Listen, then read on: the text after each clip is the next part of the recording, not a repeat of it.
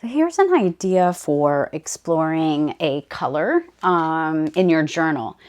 So for those of us who struggle with color, I find that doing color swatches is really fun, and it's not anything you have to purposely be overly intellectual about. I think the act of just looking at the color, mixing it with another color can be super helpful.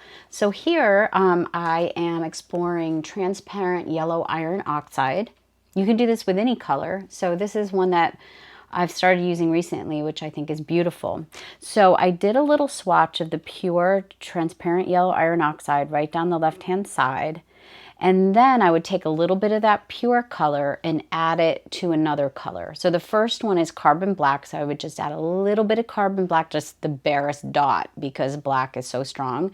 And then I would just keep, and I'd do a swatch, then I'd add a little bit more of that black, and then it would get darker and darker. And so I did it here with titanium white. I did it here with permanent violet dark, green gold, chromium green oxide, ultramarine blue. Look how beautiful the ultramarine blue is mixed with the transparent yellow iron oxide.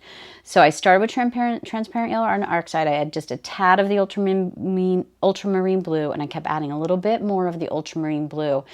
And with this, you just need the barest amount. So I'm going to do this last one with Payne's Gray.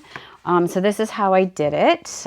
Take just a tad, like not even the size of a dime, and a little bit of Payne's Gray. Because it's so dark, I really don't need that much. So I've already got the swatch here of the pure transparent yellow oxide. So if I just pick some of this up with my brush, I don't even use a palette knife, but you could, and I add just the barest dot from my brush.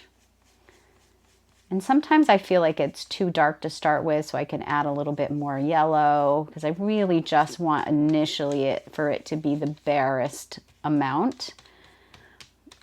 So then I do my little swatch. It's pretty similar to ultramarine blue, but it looks a little yellower. So then I just take another dot, add it to this mix.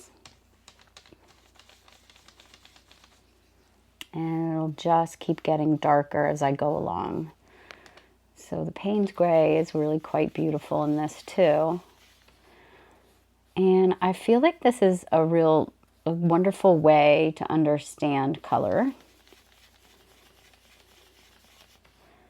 And so you can see I had just the barest amount of paint. You don't need a lot of paint to do this. In fact, I have quite a bit left over. And so that's Payne's Gray. And look how gorgeous it is. And sometimes I come back to these when I'm looking to look for some colors that go together. So if I were to look at this, I really love the ultramarine blue. Actually, I love all of them. I love the permanent violet dark, these shades. I love it with green gold. All of them are lovely. I'll have to say the ultramarine blue on this end is really great. So something you can try. It's a fun way to loosen up with color. Okay, enjoy.